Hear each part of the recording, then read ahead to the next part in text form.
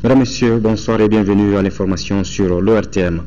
Les travaux du premier colloque de médecine militaire ont débuté ce matin à l'école de maintien de la paix à l'Une-Blondembe de Bamako, avec comme thème les technologies de l'information et de la communication en santé militaire. Cette rencontre vise à donner une nouvelle dynamique aux forces armées et de défense du Mali. La cérémonie d'ouverture des travaux était présidée par le ministre de la Défense et des anciens combattants, accompagné des ministres de la Santé et de l'Hygiène publique et celui de l'enseignement supérieur et de la recherche scientifique. Compte rendu de Lamine Keita.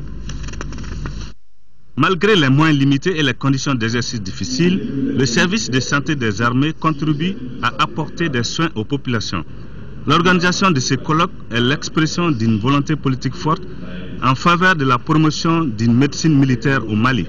En cette période où l'armée malienne est en pleine phase de réorganisation, le colloque d'aujourd'hui vient, je pense, faire la preuve de toute cette capacité de nos forces armées et de défense, de sécurité, pour la bonne prise en charge de la santé du militaire malien. Aujourd'hui, chacun doit avoir présent à l'esprit que le savoir est le socle du développement et permet de faire des économies substantielles dans un pays qui en a particulièrement besoin. Il ne peut y avoir de développement durable sans connaissance, y compris en médecine, a indiqué le ministre de la Défense et des anciens combattants. Le département fera toujours de son mieux pour susciter et accompagner vos efforts. La construction d'un hôpital et d'une école militaire de santé, ainsi que la mise en place d'un programme de télémédecine militaire sera à n'en pas douter la preuve de notre volonté politique de faire de la santé militaire un élément toujours efficace et efficient du soutien de nos forces et un excellent outil pour la qualité des soins de santé, la formation et la recherche en santé. L'idée de construction de l'hôpital militaire au Mali est une idée qui a germé depuis longtemps. Ce projet sera le bienvenu et je crois que la volonté affirmée par le ministre en charge de ce domaine laisse à espérer que cette infrastructure pourra voir le jour très bientôt. Le ministre de la Défense et des anciens combattants a exhorté les médecins militaires à plus d'assiduité dans la formation initiale et continue. Voilà cette nouvelle, le chef d'état-major des généraux des armées, le général de division Mahaman Touré, poursuit sa mission de prise de contact avec la troupe à l'intérieur du pays. Aujourd'hui, le général Touré et sa délégation sont à Tessalit auparavant et il avait visité les puits Jika, Delta, Eco Water, partout où la délégation est passée. Elle a trouvé le moral des troupes au beau fixe. Mutualiser les moyens pour parvenir à leurs objectifs, c'est la volonté commune du collectif des ressortissants du Nord et du collectif des associations pour le développement du Sahel occidental. Ces deux collectifs ont procédé ce matin à la signature d'une convention de partenariat. Ils agissent donc ensemble pour le développement des zones arides et semi-arides. Les détails avec Alousseni Touré. Le collectif des ressortissants du Nord, Koren, regroupe des ressortissants des régions de Mopti, Tombouctou, Gao et Kidal. Quant au collectif des associations pour le développement du Sahel occidental, il fédère des ressortissants des régions de Kaï, Koulikoro, Ségou et du district de Bamako. Ces entités ont décidé en présence de 4 ministres de la République et de plusieurs sympathisants d'unir leurs forces et leurs moyens pour évoluer vers leur objectif commun, à savoir le développement des zones arides et semi-arides, aider à la consolidation de la paix et de la réconciliation, entre autres. Le partenariat Koren-Katsu est un phénomène naturel, car ces deux entités ont beaucoup de choses en partage. La culture, l'aridité de l'espace géographique, le mouvement des populations, l'enclavement, l'hostilité de la nature. Ensemble, pour le développement des zones arides et semi-arides, afin de promouvoir la cohésion sociale. Oui, nous sommes prêts à signer ce matin même un partenariat avec le Koren et demain avec toutes les autres associations apolitiques ayant les mêmes objectifs de paix, de sécurité et de développement. Pour accompagner ce processus, les parrains des deux organisations ont chacun en ce qui le concerne et dans le cadre de la solidarité gouvernementale donné des gages de soutien du gouvernement et de toute la communauté nationale. Maintenant, nous allons aborder des négociations. Et le président de la République vient de nommer un négociateur qui va choisir une équipe qui n'a aucune coloration politique et qui sera choisie parmi tous les Maliens. Alors je voudrais lancer justement cet appel pour qu'on mette cette question-là au-dessus des querelles partisanes. Nous avons développé le programme de développement accéléré des régions du Nord. Et en écoutant votre accord, j'ai le sentiment qu'il y a un appel du pied en disant, nous sommes, par exemple le Katso dit, nous sommes dans les zones arides et semi-arides. Il faut savoir que quand on dit développement accéléré du Nord, ça concerne le Sud. Parce que très souvent, c'est le prolongement des programmes qui existent déjà dans le Sud. Le présent partenariat sera doté d'un cadre de concertation incluant 5 membres de chaque association. Ce cadre de concertation se dotera d'un règlement intérieur qui précise son mode de fonctionnement. Les pierres et bois dont nous disposons peuvent nous permettre de construire autrement au Mali. Le projet a été discuté à l'école normale d'ingénieur Abdoulaye Baba Touré de Bamako. Son objectif est de doter les Maliens de toits adaptés à nos réalités économiques et climatiques. La conférence débat était présidée par le ministre de l'Urbanisme et de l'Habitat, Batraoré. Des maisons construites pour l'éternité et à moindre coût, avec des matériaux de chez nous comme les pierres et le bois, c'est l'idéal de l'ingénieur en construction civile Samassa Traoré, conférencier du jour. La réalisation de ce projet, à en croire le conférencier, permettra à plusieurs Maliens de se doter de toits adaptés à nos conditions économiques et climatiques. Aujourd'hui, il y a des milliers de techniques de construction basées sur les deux matériaux. Il y a énormément de ressources encore au Mali qui existent, qui coûtent presque rien, 3 fois rien, qu'on peut mettre en valeur, mais il faut simplement maîtriser les techniques, des fois aller apprendre chez les autres pour pouvoir les mettre en valeur. Comme par exemple les toits en schiste, c'est une ressource qui existe dans 3 régions différentes du Mali, mais jusqu'au jour d'aujourd'hui, de l'indépendance à aujourd'hui, ces matériaux n'est pas connu par les Maliens. Une telle initiative de la part des compatriotes est plus que salutaire et le gouvernement adhère au projet. Il me semble que c'est la condition si nous voulons aller véritablement à un développement harmonieux et durable. Construire le Mali autrement, comme vous le dites, c'est construire le Mali à partir de ce que nous possédons, de ce que nous avons, de ce que nous savons faire. Donc à partir de notre savoir-faire, à partir de notre savoir-être, à partir donc de notre intelligence. Le conférencier estime qu'en dehors des pierres et des bois de construction, plusieurs autres potentialités naturelles existent pour nous permettre de construire autrement au Mali. C'est cet après-midi que les portes du Salon international de l'agriculture de Bamako, SIAGRI, se sont fermées. Une semaine d'échanges, de rencontres qui a permis aux exposants non seulement de faire de bonnes affaires, mais aussi de nouer des contacts. Hier soir, un grand concert a été organisé par l'APECAM pour remercier les partenaires et autres sponsors du Salon. Le temps fort de cette soirée avec Mohamed Ould Mamouni. Au bord des berges du fleuve Niger, la nuit du SIAGRI a accueilli les passionnés du monde agricole. La nuit du SIAGRI vient mettre fin au Salon international de l'agriculture de Bamako. Une soirée de reconnaissance, mais aussi pour dire merci aux partenaires qui ont contribué à la réussite de l'événement, a martelé le président de l'APECAM, Bakary Togola. Il dira que ce salon a été une réussite car il a donné aussi l'occasion de démontrer tout le potentiel agricole dont dispose le Mali. Je pense que ce salon a été une réussite pour moi parce que tous les produits agricoles sur l'agriculture, l'élevage et la pêche et les exploitants forestiers étaient tous présents. L'IR était là, les commerçants des engrais étaient là, avec les herbicides, avec les engrais. Les éleveurs étaient là, valablement présentés. Je demeure convaincu que les contacts et échanges fructueux issus de cette 5e édition du SIAGRI s'établiront des accords de partenariat formels qui concrétiseront d'excellents projets. Je peux vous affirmer la disponibilité du ministère du Développement rural à vous accompagner dans la mise en œuvre des recommandations du président Salon pour une meilleure sécurisation des exploitations agricoles familiales. Selon les organisateurs, plus de 1000 produits ont été exposés, 45 contrats signés et un chiffre d'affaires de plus de 500 millions de francs CFA. Le salon enregistrait tous les jours plusieurs milliers de visiteurs. Des remises de prix aux gagnants du concours des animaux, des diplômes de participation décernés, et des prestations musicales ont mis fin à cette soirée. Rendez-vous dans 2 ans pour la 6e édition du Salon international de l'agriculture de Bamako. Voilà, vous pourrez suivre après ce journal le dernier numéro du JT spécial consacré au Salon international de l'agriculture. Le Salon international de l'agriculture au Maroc, au Siam, lui se poursuit encore. Il a ouvert ses portes le 24 avril dernier dans la ville de Meknès.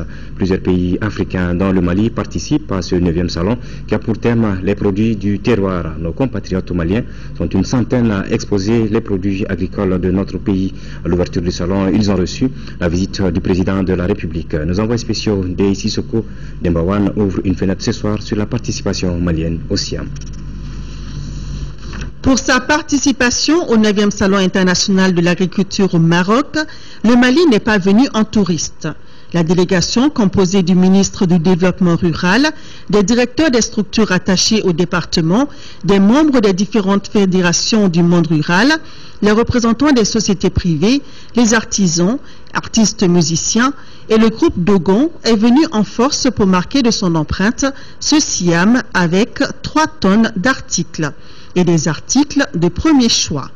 Des affiches montrant les potentialités du Mali en matière d'agriculture, du karité, du miel, des céréales sèches et transformées, des jus de fruits locaux et aussi et surtout des mangues aussi colorées que juteuses.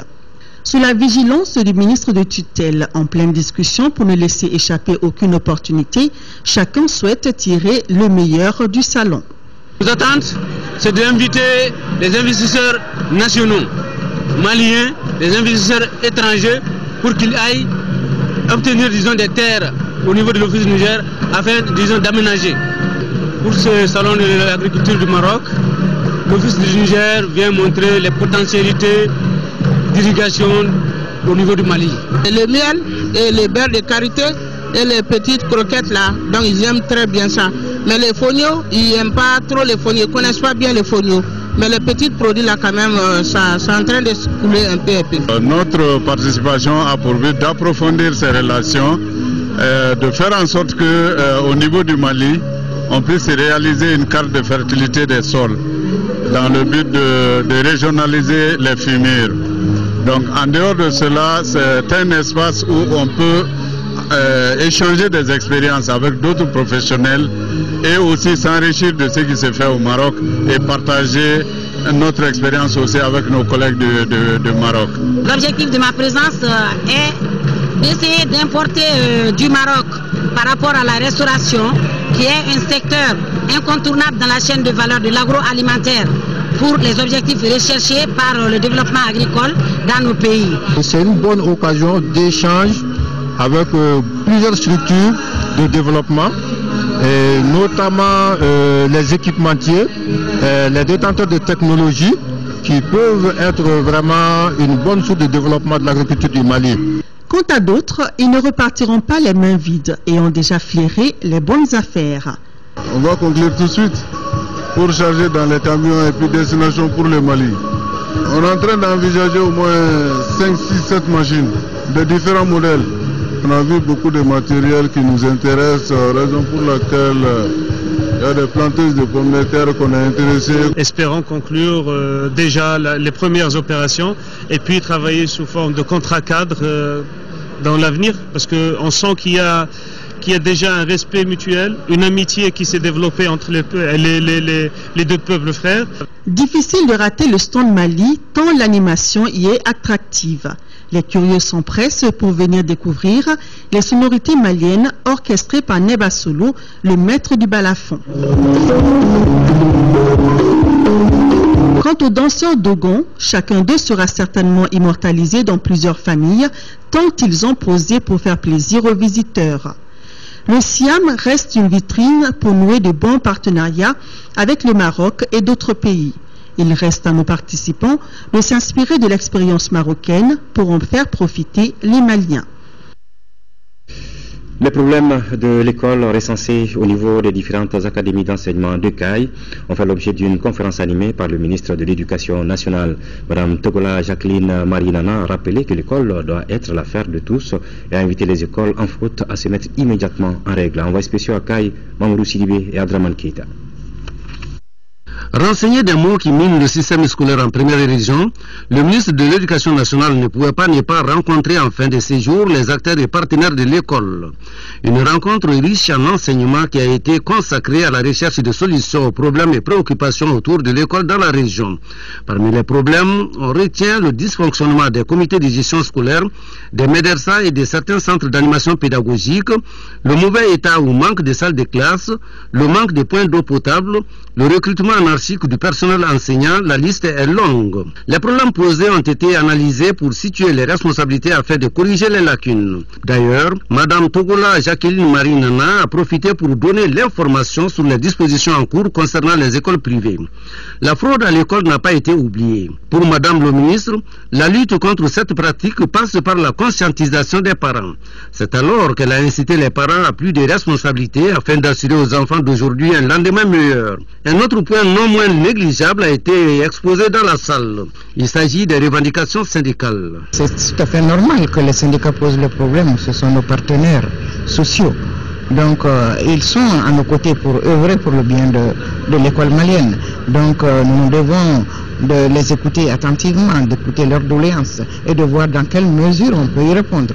Donc c'est ce qu'on leur a promis, donc d'examiner leur cahier de doléances et voir effectivement solutions qu'on peut trouver ensemble dans un cadre participatif. Au sortir de cette conférence, nombreux sont ceux qui ont conclu que la plupart de ces problèmes ont leur solution au niveau local. Une simple concertation des acteurs et partenaires suffisait pour les résoudre. Les ambassadeurs du Canada, de l'Allemagne, du Canada et des représentants de l'UNICEF et celui du PNUD au Mali étaient cette semaine à Kidal, dans la capitale de la 8e région. Les diplomates sont allés s'informer de la situation sécuritaire à Kidal, des activités et des services sociaux de base et de la situation humanitaire et alimentaire dans la région. Reportage de Tiemogo Sagala. C'est un véritable exercice d'interrogatoire que s'est prêté le gouverneur de Kidal en recevant cet autre groupe d'ambassadeurs de l'Union européenne. Il s'agit des ambassadeurs du Danemark, de l'Allemagne, du Canada, du représentant de l'UNICEF et de celui du PNUD au Mali. Ces partenaires du Mali sont venus chercher à comprendre la situation sécuritaire, les problèmes alimentaire, la santé et le pourquoi de la non-ouverture des écoles à Kidal-Ville. Chacun sait qu'au Mali, l'éducation est laïque. Donc, ils ont posé un certain nombre de conditions.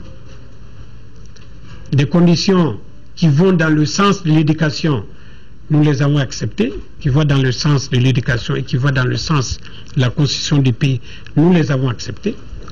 Mais là où nous n'avons pas accepté, si on me parle qu'il faut une éducation islamique dans la ville de Kidal, je dis non, je ne peux pas l'accepter parce que ça ne va pas avec la constitution de notre pays. Le deuxième problème qu'il faut dire, si on arrive à faire les cantonnements et à faire le désarmement, et en ce moment on va insérer les jeunes, ils seront insérés et le problème d'emploi viendra. Auparavant, le gouverneur Kamisoko a présenté sa région, vaste de 260 000 km² pour une population d'environ 75 000 habitants. Ces populations, selon le gouverneur, souffrent de manque d'eau, d'aliments, d'emploi et surtout d'insécurité résiduelle. Les ambassadeurs sont également informés des conditions très difficiles de travail des fonctionnaires de l'État malien. La ville de Tombouctou et sa sœur jumelle Marrakech au Maroc veulent redynamiser leur coopération. C'est dans ce cadre qu'une importante délégation de médecins spécialistes et généralistes va séjourner dans la cité des 333 saints. Cette action humanitaire est l'œuvre de l'association des Amis de Tombouctou, un groupe d'étudiants maliens à Marrakech. La cérémonie de lancement s'est déroulée à l'hôpital de Tombouctou. Reportage de Yeya Tandina. C'est une forte délégation marocaine composée de médecins spécialistes et généralistes arrivés dans la cité des 333 saints. Pendant une semaine, près de 800 personnes bénéficieront des consultations et des soins. C'est dans le cadre du jumelage entre Tombouctou et Marrakech que les Amis de Tombouctou ont initié cette action humanitaire. On a suivi l'événement qui s'est passé à Tombouctou et on s'est dit pourquoi pas ne pas créer un club pour essayer de s'approcher à nos amis professeurs qui sont au Maroc, qui sont des spécialistes dans tous les domaines. Les éminents professeurs et médecins s'engagent à faire profiter de leur expertise au personnel de l'hôpital, mais aussi à donner un soin de qualité aux populations de Tombouctou. Suite à un appel lancé par l'association des Amis de Tombouctou à Marrakech, qui est formée par les étudiants maliens à Marrakech, qui ont tout naturellement voulu aider la ville de Tombouctou après les événements qu'a connu cette ville. Donc nous sommes là aujourd'hui, suite à cet appel, une délégation marocaine faite de professeurs en médecine, de médecins spécialistes pour aider nos collègues maliens à soulager la souffrance de la population. La coopération Maroc-Mali se fortifie ainsi avec la visite de ces médecins marocains à Tombouctou et les populations de la ville s'apprêtent à rendre agréable leur séjour à travers des manifestations culturelles. Assemblée générale d'information et de sensibilisation des artisans en 4e région. Une mission du ministère de l'Artisanat et du Tourisme s'est rendue au village artisanal de Ségou. L'objectif a été de sensibiliser sur la mise en œuvre des statuts des villages artisanaux et des maisons des artisans. Honoré Tchenou. La mission composée du secrétaire général, son conseiller technique, les directeurs adjoints de l'artisanat, les membres de l'Assemblée permanente des chambres des métiers et ceux de la Fédération nationale des artisans, ces administrateurs et gestionnaires de l'artisanat malien se sont entretenus avec les artisans de Ségou, l'administration et les structures politiques sur une meilleure gestion des villages artisanaux, notamment celui de Ségou. La première maison du Mali qui datait de 1939, qui était la maison des artisans soudanais. Après qui a été appelée la maison des artisans du Mali, aujourd'hui qui est appelée maison des artisans de Bamako. Dans ces différents changements, il fallait changer les textes. La sensibilisation et l'information autour de ces statuts vont continuer. En ce sens que nous, en tant que structure fêtière aujourd'hui de l'artisanat, nous allons continuer à faire des émissions autour de ces textes aujourd'hui. Des émissions, des débats radio-télévisés. Selon le secrétaire général du ministère en charge de l'artisanat, cette structure doit impérativement avoir un statut cohérent et productif. Il faut un statut parce que les structures de gestion, malheureusement, battent de l'aile lorsqu'on ne balise pas le terrain suffisamment. Et pour tout démarrage, avec les artisans qui n'ont pas l'habitude de gérer, il vaut mieux poser les bons actes pour prévenir la mauvaise gestion. D'ores et déjà, un document élaboré constituant à cet effet un statut pour la gestion des villages artisanaux est mis à la disposition de l'administration, des collectivités territoriales et des représentants des artisans. Une rencontre thématique frontalière sur la culture de la paix et le développement local s'est tenue jeudi dernier à l'hôtel Fundara de Pogo en Côte d'Ivoire. Les travaux étaient co-présidés par le gouverneur de la région de Sikasso, Mahamadou Diaby, et le préfet du département de Ouangolo-Dougou en Côte d'Ivoire, Sindou Koulibaly. L'objectif de la rencontre était d'impulser une nouvelle dynamique au processus de consolidation de la paix et des relations transfrontalières entre le Mali et la Côte d'Ivoire. Compte rendu de Cheikh Nabachili. La présente rencontre a été initiée par les autorités politico-administratives du département de Ouangolo-Dougou en Côte d'Ivoire et leurs partenaires de l'ONUCI dans l'objectif d'impulser le processus de consolidation de la paix et des relations transfrontalières du Mali et de la Côte d'Ivoire. Selon les responsables de l'ONUCI, c'est aussi un cadre d'échange, de donner et de recevoir qui permettra de renforcer les capacités des leaders traditionnels et autres leaders d'opinion en matière de promotion de la culture de la paix pour un environnement apaisé au niveau de nos frontières communes. Dans leur adresse à l'ouverture des travaux, le gouverneur de la région de Sikasso, M. Mahamadou Diaby, et le préfet du département de Ouangolo-Dougou, M. Sindou Koulibaly, ont salué le partenariat de l'ONUCI et l'intérêt manifeste que les plus hautes autorités du Mali et de la Côte d'Ivoire accordent à la paix et au développement des localités de nos frontières communes. Pour atteindre l'objectif, les travaux ont été marqués durant 7 heures d'horloge par des échanges sur les voies et moyens permettant d'assurer le bien-être socio-sécuritaire des populations des localités de nos frontières communes et des communications suivies d'échanges sur la protection des enfants en situation de mobilité et les expériences en matière de prévention et de prise en charge des violations des droits de l'enfant et la stratégie frontalière de prévention. Au terme des travaux, des recommandations ont été faites, à savoir mettre en place un plan de communication entre les deux pays, identifier les acteurs qui ont en charge la gestion des enfants en mobilité dans les localités frontalières et enfin procéder à l'application rigoureuse des textes ratifiés. Voilà toutes nos excuses pour la qualité quelque peu défectueuse des images de cet élément. Une délégation du Haut Conseil des collectivités a visité ce matin 2 des 5 bornes fontaines du quartier du Point G. Ces réalisations ont été faites par l'ONG WaterAid, la mairie de la commune 3 et les populations bénéficiaires. Cette visite des responsables du Haut Conseil des collectivités s'inscrit dans le cadre des concertations régionales de l'institution. Ramata Konaté. L'accès des populations à l'eau dans les quartiers périphériques de Bamako, voilà un sujet qui intéresse le Haut Conseil des collectivités. Une délégation de cette institution est allée voir les points d'eau réalisés au profit des habitants du point G. Ils ont commencé par 2 bornes fontaines. Grâce à l'effort du comité de gestion, ils sont en 5 bornes fontaines.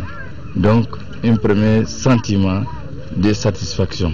Mais aussi, j'ai une amertume parce que vous avez vu l'affluence, la pauvre dame qui dit que ça n'a rien résolu, parce que simplement la demande est trop forte. Pour répondre à ces besoins en eau, l'institution entend jouer sa partition. Il faut réagir carrément par rapport au problème de l'hydraulique. Parce que l'hydraulique a été transférée aux collectivités par un décret qui dit simplement que la compétence est transférée et avec les ressources transférables. Et on se rend compte malheureusement que dans ce domaine, rien n'a été transféré. Le Haut Conseil fera tout ce qui est des droits et tout ce qui est de ses compétences pour que ça donne change. Sur les 5 bornes fontaines du quartier de Point G, 3 ont été réalisées par l'ONG WaterAid et la mairie de la commune 3 et les 2 autres par le comité de gestion des points d'eau de la localité. Cette visite s'inscrit dans le cadre des concertations régionales du Haut Conseil des collectivités. L'Agence des technologies de l'information et de la communication AGETIC a initié ce matin une journée porte ouverte à l'intention des jeunes filles scolarisées. Cette activité s'inscrit dans le cadre de la journée internationale des filles dans le secteur des nouvelles technologies. Sogona Kamiso. Le 4e jeudi du mois d'avril est une journée internationale dédiée aux jeunes filles dans le secteur des nouvelles technologies de l'information. C'est pour ne pas rester en marge de cette journée que l'Agence des technologies de l'information et de la communication AGETIC a initié cette journée porte ouverte à l'intention des jeunes filles scolaires. La journée vise non seulement à faire connaître la structure, mais aussi leur amener à s'impliquer davantage dans l'apprentissage de l'outil informatique. Cette journée porte ouverte, c'est pour montrer aux jeunes filles que les TIC peuvent leur offrir. Qu'elles comprennent et que dans le secteur des TIC, il y a encore des postes qui restent à pourvoir, c'est-à-dire des postes qui sont là et il n'y a pas d'emploi. Et on ne peut pas pourvoir tous ces postes-là tant que les filles ne sont pas orientées dans ce secteur. Il y a une étude de l'UIT qui nous a dit que d'ici 2015, il y aura 1,5 milliard de postes à pourvoir dans le secteur des TIC. C'est une excellente initiative de l'UIT. Ça a une importance, vous allez dire, capitale, puisque ça permet en fait de sensibiliser les jeunes filles. Qu'elles se rendent compte que d'une part, les technologies de l'information et de la communication sont devenues incontournables. Mais ça peut être un créneau très intéressant pour elles. Créée en janvier 2005, en tant qu'établissement public à caractère scientifique et technologique, l'Agence des technologies de l'information et de la communication AGETIC a pour mission la promotion, la formation et la recherche dans le domaine des nouvelles technologies de l'information. Instaurée depuis le 25 janvier dernier, la journée nationale de salubrité se poursuit sur l'ensemble du territoire. Les responsables de la direction régionale et du contrôle des pollutions du district de Bamako ont sillonné certains quartiers de la capitale. L'objectif était de s'enquérir des activités organisées dans le cadre de l'assainissement de la ville. Moussa Fane. La première étape de cette journée a concerné des quartiers du district de Bamako. Il s'agit de Sabalebougou et de Dadabougou, tous situés en commune 5. Ici, les jeunes et les femmes sont mobilisés pour l'assainissement de leur quartier. Pour les chefs de quartier de Dadabougou, l'initiative est salutaire. Depuis un certain temps, le département a décrété le délai de chaque fin de mois. Aujourd'hui, c'est le tour de Dadabougou. Vraiment, vous voyez l'affluence. On a vraiment fait de notre mieux. Toutes les associations qui sont réunies au niveau de Dadabougou, nous sommes concertés. Après cette étape, la délégation s'est rendue à Kinzambougou en commune 2. Pour certains anciens, cette journée rappelle des temps bien lointains. Nous avons connu les belles années de l'indépendance, les années 60. Et pendant ces années-là, le gouvernement de la Première République avait instauré ce qu'il a appelé l'investissement humain dans tous les quartiers de Bamako. Et c'était avec un réel plaisir que toute la population, tous les habitants de chacun des quartiers de Bamako sortaient pour nettoyer peut-être leur quartier. Chaque dernier samedi du mois, que ce soit à Bamako ici et dans toutes les régions, nous avons mené des activités de salubrité. Le sens particulier, c'est de faire revenir la citoyenneté à nos concitoyens, c'est-à-dire la prise de responsabilité à nos citoyens. Le même exercice a concerné une partie des 759 logements sociaux d'Irimadjo. Les femmes de cette cité ont souhaité la pérennisation de cette activité. C'est là pour l'amélioration du cadre de vie de Bamako. Ouverture ce matin à l'église de Niamakoro de la conférence annuelle de l'église évangélique protestante du Mali. Ayez vos regards fixés sur Jésus, l'auteur de votre foi et celui qui l'amène à la perfection, est le thème soumis aux évangélistes venus des différents districts. Fademba Keita.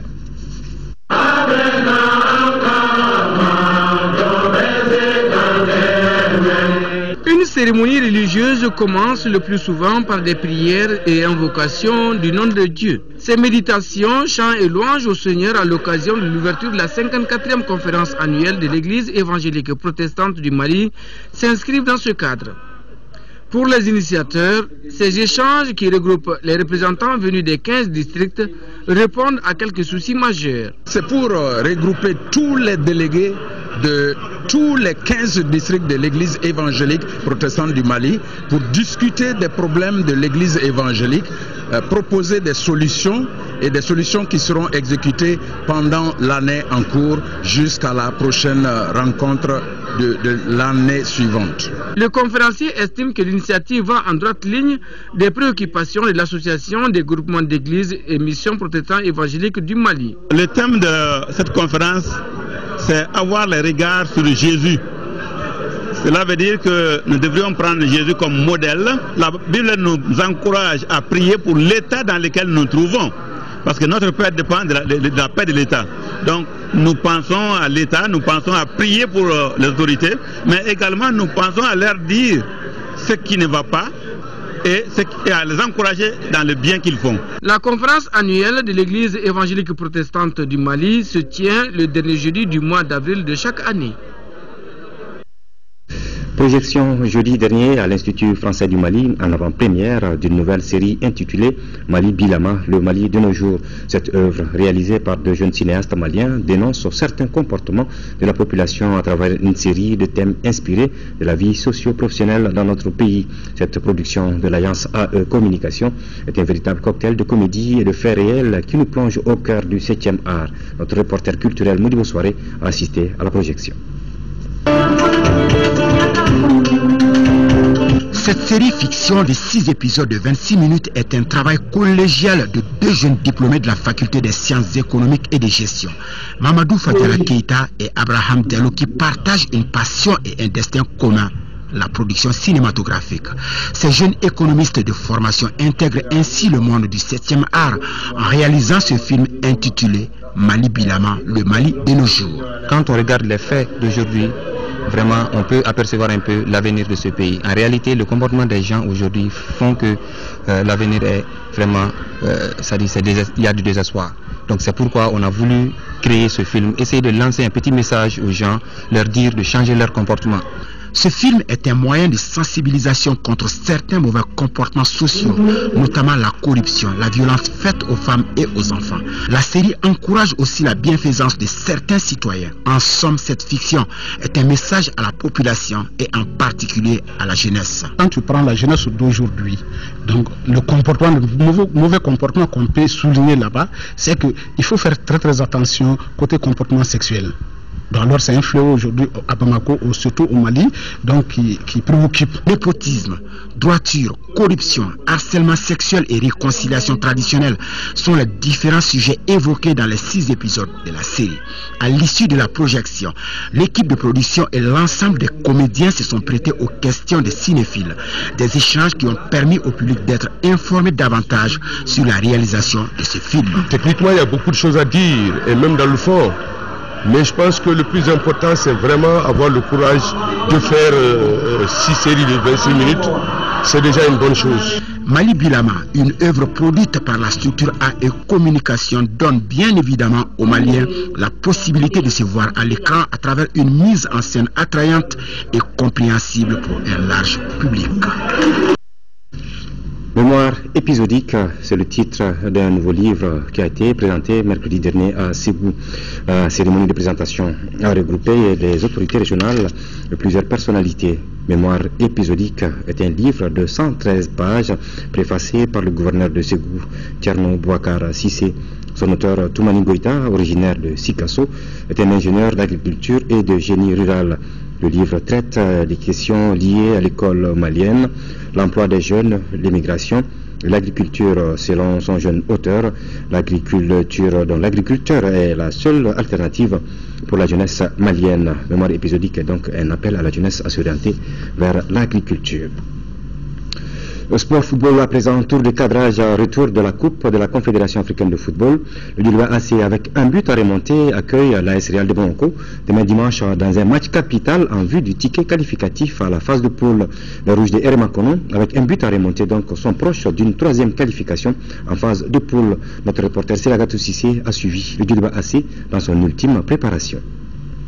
Le Djoliba AC, battu le week-end dernier par l'AS Real, a désormais son destin en Coupe de la Confédération au bout des crampons. Un but suffira au bonheur des Rouges pour jouer la phase de poule pour la troisième fois. On est serein, on sait qu'on peut passer ces tours. Et depuis qu'on a commencé la CAF, on a été mené au match aller. On arrive à remonter toujours en deuxième match. J'espère que ce sera le cas le dimanche. Les Rouges auront-ils cette fois les ressources mentales et physiques pour faire chuter les Scorpions de l'AS Real? Je pense qu'on va essayer de les défier au match retour. On est vraiment motivé pour aborder un bon match face à cette équipe de Real. C'est une bonne équipe de football. C'est des garçons qui savent jouer au football. Maintenant qu'ils ont eu goût à haute compétition, on est face à une très bonne équipe. Donc on va essayer de jouer beaucoup appliqué, en jouant avec beaucoup de détermination. Je pense qu'Inch'Allah on aura la victoire, Inch'Allah. Le rendez-vous de dimanche arrive à un moment où le Djoliba AC, avec une équipe totalement remaniée, a concédé un nul 1-1 au goût amer face à la Lanterne Rouge et le 8 FC d'Agalhok lors de la 6e journée de Ligue 1. Le Djoliba va jouer son match retour, il va jouer son match de revanche. Nous avons un avantage qui est nous avons marqué un but à l'extérieur. Et bon, il nous suffira de marquer un but pour être qualifié. Doté d'une grosse expérience, le Djoliba AC sait comment gérer un match de ce calibre. C'est dire que dimanche, ça passe ou ça casse. Pour ce match retour, c'est l'AS Real qui sera cette fois-ci l'hôte du Djoliba AC. Le Real de Bamako, avec une avance d'un but, reconnaît l'enjeu et la valeur de l'adversaire, mais reste confiant quant à la qualification à la phase de poule de la Coupe de la Confédération. Aldjumatina.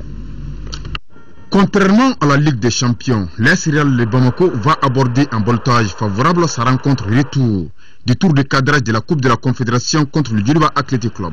Une situation confortable qui motive davantage les Scorpions en vue d'atteindre leur objectif, à savoir accéder à la lucrative phase de poule. On a un petit avantage, mais il faut en profiter de l'avantage pour ne pas prendre de but. Si on marque premier, ça serait bien, mais si nous marquons premier, Djoliba, c'est une équipe qui joue très défensive. Ils sont bons en défense, ça va être difficile pour nous. On prépare le match retour avec le même état d'esprit qu'on a préparé le match aller, mais cette fois-ci, on va aborder ce match retour avec beaucoup de sérieux, parce que là, c'est pas gagné d'avance. Depuis le début de la campagne, le jeu du Real ne cesse de gagner en maturité et en efficacité. De quoi donner espoir à l'entraîneur Noum Djané, qui dispose d'un groupe homogène. On ne peut pas se permettre d'être en dessous de ce que nous avons fait lors de ce match-là. Voilà, c'est un match important. Il faut qu'on parvienne à avoir qu'on joue à notre meilleur niveau, réellement, qu'on joue à un meilleur niveau pour se qualifier. Ce dimanche, le contexte sera différent pour les Noirs et Blancs de Bamako, qui seront l'hôte d'un adversaire qui a en travers la gorge la défaite de 2-1 de l'aller. Pour ce match, le Real va enregistrer le retour de l'une de ses pièces maîtresses en défense, Mohamed Kamara. Un atout supplémentaire qui rassure les siens qui rêvent de la phase de poule. Voilà, le match c'est donc prévu pour 17h demain au stade Omnisport Modibo Keita. Voilà, c'est la fin de cette édition. Merci de l'avoir suivi et bonne suite des